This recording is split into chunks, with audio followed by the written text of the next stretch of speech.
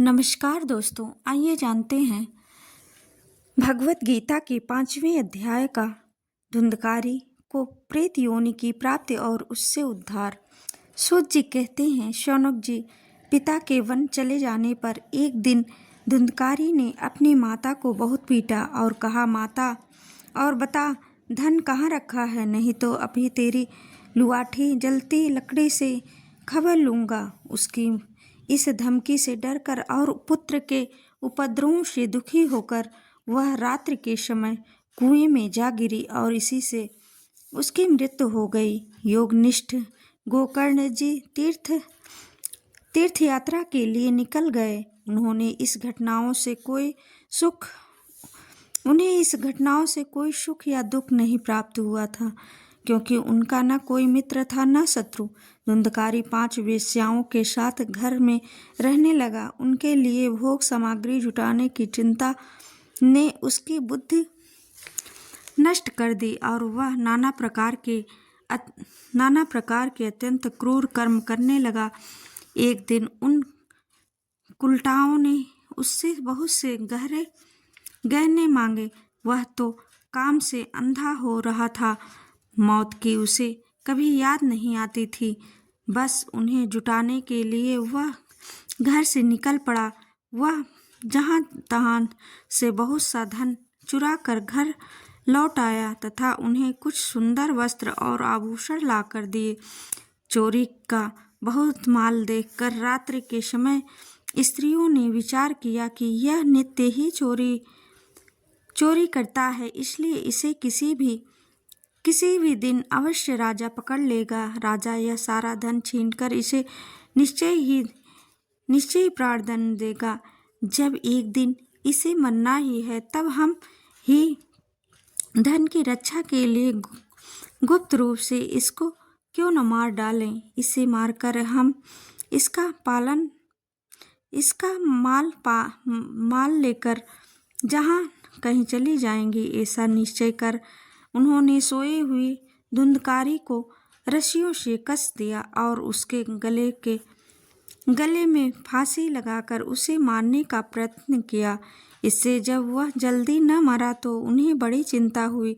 तब उन्होंने उसके मुख पर बहुत से दहकते अंगारे डाले। इससे वह अग्नि की लपेटों से बहुत छटपटा कर मर गया।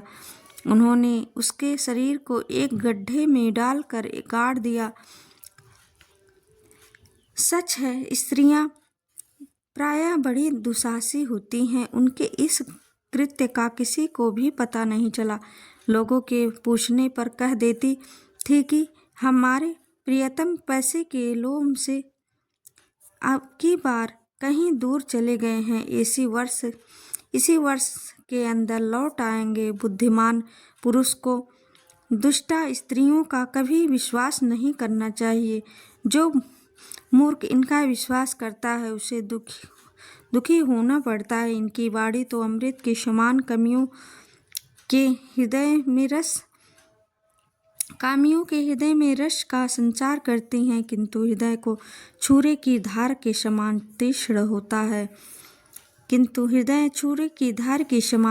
होता है। भला इन स्त्रियों का कौन प्यारा है। वे कुलटाएं धुंधकारी की सारी संपत्ति समेटकर वहां से चंपत हो गई। उनके ऐसे न जाने कितने पति थे और धुंधकारी अपने कुकर्मों के कारण भयंकर प्रेत हुआ। वह बवंडर के रूप में सर्वदा 10 दिशाओं में भटकता रहता था तथा शीत घाम से संतप्त और भूख प्यास से व्याकुल होने के कारण हाँ दय चिल्लाता रहता था, परंतु उसे कहीं भी कोई आश्रय न मिला। कुछ काल बीतने पर गोकर्ण ने भी लोगों के मुख से धुंधकारी की मृत्यु का समाचार सुना।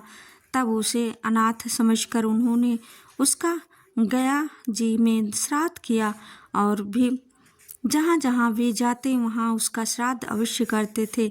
इस प्रकार घूमते घूमते गोकर्ण जी अपने नगर में आए और रात्रि के समय दूसरों की दृष्टि से बचकर सीधे अपने घर के आंगन में सोने के लिए पहुँचे। वहाँ अपने भाई को सोया देख आधी रात के समय धुंधकारी ने अपना बड़ा विकट रूप दिखाया। वह कभी भेड़ा, कभी हाथी, कभी भैंसा, कभी इंद्र और कभी अग्नि का रूप धारण करता। अंत में वह मनुष्य के आकार में प्रकट हुआ। ये विपरीत अवस्थाएं देखकर गोकर्ण ने निश्चय किया कि यह कोई दुर्गति को प्राप्त हुआ जीव है। तब उन्होंने उससे धैर्यपूर्वक पूछा। गोकर्ण ने कहा, तू कौन है? रात्रि के समय ऐसे भयानक रूप क्यों दिखा रहा है? तेरी यह दशा कैसे हुई, हमें बताओ सही। तू प्रेत है, पिशाच है अथवा कोई राक्षस है? सूर्य कहते हैं, गोकर्ण के इस प्रकार पूछने पर वह बार बार जोर जोर से रोने लगा। उसमें बोलने की शक्ति नहीं थी, इसलिए उसने केवल संकेत मात्र किया। तब गोकर्ण ने अंजल में जल लेकर उसे अभिमंत्रित करके उस पर छिड़का। इससे उसके पापों का कुछ शमन हुआ और वह इस प्रकार कहने लगा। प्रेत बोला, मैं तुम्हारा भाई हूँ, मेरा नाम धुंधकारी है। मैं अपने ही दोष से अपना ब्राह्मणत्व नष्ट कर दिया। मेरे कुकर्मों की गिनती नहीं की जा सकती। मैं तो महान अज्ञान में चक्कर काट रहा था। इसी से मैंने लोगों की बड़ी हिंसा की। अंत में उल्टा स्त्रियों ने मुझे तड़पा तड़पा कर मार डाला। इसी से अब मैं प्रेत योनि में पड़कर यह दुर्दशा भोग रहा हूँ। अब दैववश कर्मफल उदय होने से मैं केवल वायु भक्षण करके जी रहा हूँ। भाई, तुम दया के समुद्र हो, अब किसी प्रकार जल्दी ही मुझे इस योनि से छुड़ाओ। गोकर्ण ने धुंधकारी की सारी बातें सुनी और तब उसने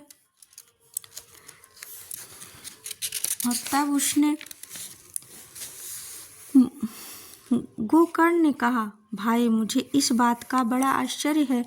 मैंने तुम्हारे लिए विधिपूर्वक गया जी में पिंडदान किया, फिर भी तुम प्रेत योनि से मुक्त कैसे नहीं हुए? यदि गया श्राद्ध से भी तुम्हारी मुक्ति नहीं हुई, तब इसका और कोई उपाय नहीं है।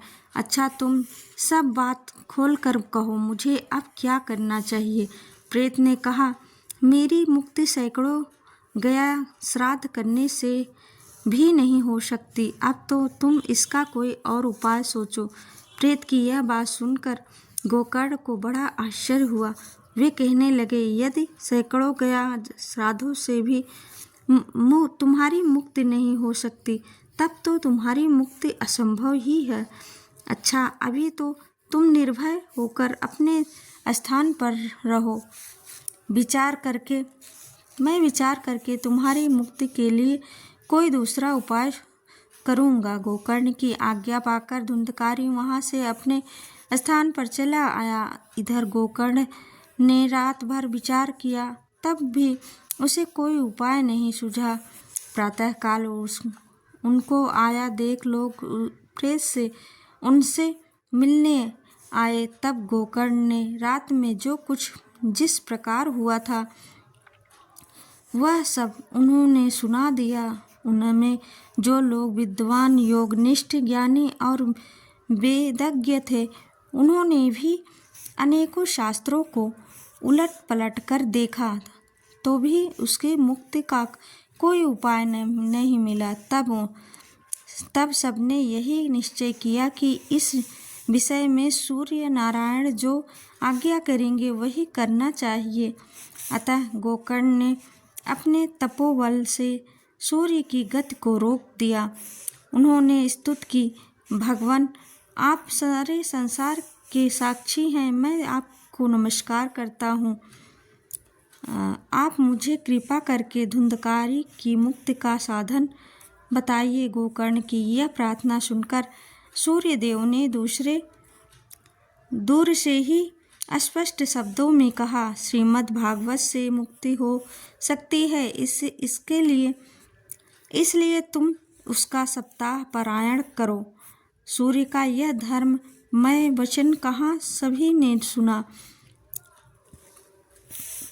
सूर्य का यह धर्ममय वचन वहाँ सभी ने सुना। तब सबने यही कहा कि प्रयत्नपूर्वक यही करो है। यह साधन बहुत सरल है। अतः गोकर्ण जी भी तदनुसार निश्चय करके कथा सुनाने के लिए तैयार हो गए।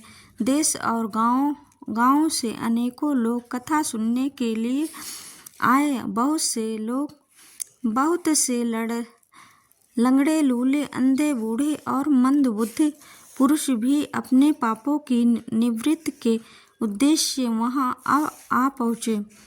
इस प्रकार वहां इतनी भीड़ हो गई कि उसे देखकर देवताओं को भी आश्चर्य होता था। जब गोकर्ण व्यास जी की व्यास गद्दी पर बैठकर कथा कहने लगे, तब वहां प्रेत भी वहां आ पहुंचा और इधर उधर बैठने के लिए स्थान ढूंढने लगा। इतने में ही उसकी दृष्टि एक सीधे रखे हुए 7 गांठ के बांस पर पड़ी। उसी के नीचे के छिद्र में घुसकर वह कथा सुनने के लिए बैठ गया। वायु रूप होने के कारण वह बाहर कहीं बैठ नहीं सकता था, इसलिए बांस में घुस गया। गोकर्ण ने एक वैष्णव ब्राह्मण को मुख्य स्रोत बनाया और प्रथम स्कंद से ही स्पष्ट स्वर में कथा सुनानी आरंभ कर दी। सायंकाल में जब कथा को विश्राम दिया गया, तब एक बड़ी विचित्र बात हुई। वहां सभासदों के देखते देखते उस बांस की एक गांठ तड़-तड़ शब्द करती फट गई। इस प्रकार दूसरे दिन सायंकाल में दूसरी गांठ फटी और तीसरे दिन उसी समय पर तीसरी गांठ। इस प्रकार 7 दिनों में 7 गांठें को फोड़कर धुंधकारी 12 स्कंदों के सुनने से पवित्र होकर प्रेत योनि से मुक्त हो गया और दिव्य रूप धारण करके सबके सामने प्रकट हुआ। उसका मेघ के समान श्याम शरीर पीतांबर और तुलसी की माला से सुशोभित था तथा सिर पर मनोहर मुकुट और कानों में कमनीय कुंडल झिलमिला रहे थे। उसने तुरंत अपने भाई गोकर्ण को प्रणाम कहा। भाई, तुमने कृपा करके मुझे प्रेत योनि की यातनाओं से मुक्त कर दिया। यह प्रेत पीड़ा का नाश करने वाली श्रीमद् भागवत की कथा धन्य है तथा श्री कृष्णचंद्र के धाम की प्राप्ति कराने वाला इसका सप्ताह पारायण भी धन्य है। जब सप्ताह श्रवण का योग लगता है, तब सब पाप थर्रा उठते हैं कि अब यह भागवत कथा जल्दी ही हमारा अंत कर देगी। जिस प्रकार आग गीली, सूखी, छोटी बड़ी सब तरह की लकड़ियों को जला डालती है, उसी प्रकार यह सप्ताह श्रवण मन, वचन और कर्म द्वारा किए हुए नए पुराने छोटे बड़े सभी प्रकार के पापों को भस्म कर देता है। विद्वानों ने देवताओं की सभा में कहा है कि जो लोग इस भारत वर्ष में श्रीमद् भागवत की कथा नहीं सुनते, उनका जन्म व्यर्थ है। भला मोह पूर्वक लालन पालन करके यदि इस अनित्य शरीर को हष्ट पुष्ट और बलवान भी बना लिया तो भी श्रीमद् भागवत की कथा सुने बिना इसके क्या लाभ हुआ। अस्थियां ही इस शरीर के आधार स्तंभ है। नस नाड़ी रूप रस्सियों से यह बांधा हुआ, ऊपर से स्पर्श मांस और रक्त थोपकर इसे चर्म से मढ़ दिया गया है। इससे प्रत्येक अंग में दुर्गंध आती है, क्योंकि है तो यह मलमूत्र भांड ही। वृद्धावस्था और शोक के कारण यह परिणाम में दुखमय ही है। रोगों का तो घर ही ठहरा यह निरंतर किसी न किसी काम से पीड़ित रहता है, कभी इसकी तृप्ति नहीं होती। इसे धारण किए रहना भी एक भार ही है। इसे रोम रोम में दोष भरे हुए हैं और नष्ट होने में इसे एक क्षण भी नहीं लगता। अंत में यदि इसे गाड़ दिया जाता है तो इसके लिए इसके कीड़े बन जाते हैं। कोई पशु खा जाता है तो यह विष्ट हो जाता है और अग्नि में जला दिया जाता है तो भी भस्म की ढेरी हो जाता है। ये 3 इसकी गतियाँ बताई गई हैं। ऐसे अस्थिर शरीर से मनुष्य अविनाशी फल देने वाला काम क्यों नहीं बना लेता? जो अन्न प्रातःकाल पकाया जाता है वह सायंकाल तक बिगड़ जाता है। फिर उसी के रस से पुष्ट हुए शरीर की नित्यता कैसी? इस लोक में सप्ताह श्रवण करने से भगवान की शीघ्र ही प्राप्त हो सकती है। अतः सब प्रकार के दोषों की निवृत्ति के लिए एकमात्र यही साधन है। जो लोग भागवत की कथा से वंचित हैं वे तो जल में बुदबुदे और जीवों में मच्छरों के समान केवल मरने के लिए ही पैदा होते हैं। भला जिसके प्रभाव से जड़ और सूखे हुए वास की गांठें फट सकती हैं, उस भागवत कथा का श्रवण करने से चित्त की गांठों का खुल जाना और कौन बड़ी बात है। सप्ताह श्रवण करने से मनुष्य के हृदय की गांठ खुल जाती है, उसके समस्त संशय छिन्न भिन्न हो जाते हैं और सारे कर्म क्षीण हो जाते हैं। यह भागवत कथा रूप तीर्थ संसार के कीचड़ को धोने में बड़ा ही पटु है। विद्वानों का कथन है कि जब यह हृदय में स्थित हो जाता है तो तब मनुष्य की मुक्ति निश्चित ही समझनी चाहिए। जिस समय धुंधकारी ये सब बातें कह रहा था, जिसके लिए वैकुंठवासी पार्षदों के सहित एक विमान उतरा, उससे सब ओर मंडलाकार प्रकाश फैला रहा था। सब लोगों के सामने ही धुंधकारी उस विमान पर चढ़ गया। तब उस विमान पर आए हुए पार्षदों को देखकर उनसे गोकर्ण ने यह बात कही। गोकर्ण ने पूछा, भगवान के प्रिय पार्षदों, यहाँ तो हमारे अनेकों शुद्ध हृदय व श्रोतागण हैं, उन सबके लिए आप लोग एक साथ बहुत से विमान क्यों नहीं लाए? हम देखते हैं कि यहाँ सभी ने समान रूप से कथा सुनी है, फिर फल में इस प्रकार भेदभाव क्यों हुआ, बताइए। भगवान के सेवकों ने कहा, हे मानव, इस फल भेद का कारण इनके श्रवण का भेद ही है। यह ठीक है कि श्रवण तो सबने समान रूप से ही किया है, किंतु इसके जैसा मनन नहीं किया। इसी से एक साथ भजन करने पर भी उसके फलों में भेद है। इस प्रेत ने 7 दिनों तक निराहार रहकर श्रवण किया था तथा सुने हुए विषय का स्थिर चित्त से यह खूब मनन निधि ध्यान भी करता रहता था। जो ज्ञान दृढ़ नहीं होते वह व्यर्थ हो जाता है। इसी प्रकार ध्यान न देने से, श्रवण का संदेह से, मंत्र का और चित्त के इधर उधर भटकते रहने से जप का भी कोई फल नहीं मिलता। वैष्णवहीन देश अपात्र को कराया हुआ श्राद्ध का भोजन, अश्रोत्रिय को दिया हुआ दान एवं आचारहीन कुल, इन सब का नाश हो जाता है।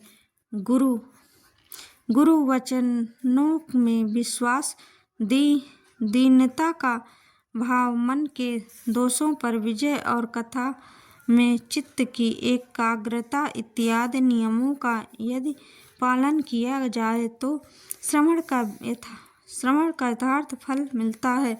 यदि ये श्रोता फिर से श्रीमद् भागवत की कथा सुने तो निश्चय ही सबको वैकुंठ की प्राप्ति होगी और गोकर्ण आपको तो भगवान स्वयं आकर गोलोक धाम में ले जाएंगे।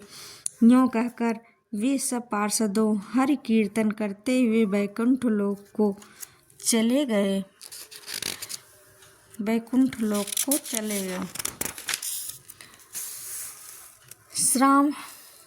श्रावण मास में गोकर्ण ने फिर उसी प्रकार सप्ताह कर्म से कथा कही और उन श्रोताओं ने उसे फिर सुना। नारद जी, इस कथा की समाप्ति पर जो कुछ हुआ वह सुनिए। वहाँ भक्तों से भरे हुए विमानों के साथ भगवान प्रकट हुए। सब ओर से खूब जय जयकार और नमस्कार की ध्वनियाँ होने लगी। भगवान स्वयं हर्षित होकर अपने प्रजाजन्य संघ की ध्वनि करने लगे और उन्होंने गोकर्ण को हृदय से लगाकर अपने ही समान बना लिया। उन्होंने क्षण भर में ही अन्य सब श्रोताओं को भी मेघ के समान श्याम वर्ण रेशमी पीताम्बर धारी तथा किरीट और कुंडलादि से विभूषित कर दिया। उस गांव में कुत्ते और चांडाल पर्यंत जितने भी जीव थे वे सभी गोकर्ण जी की कृपा से विमानों पर चढ़ा लिए गए तथा जहाँ योगी जन जाते हैं उस भगवा धाम में वे भेज दिए गए। इस प्रकार भगवत्सल्य भगवान श्री कृष्ण कथा श्रवण से प्रसन्न होकर गोकर्ण को साथ ले अपने ग्वाल बालों के प्रिय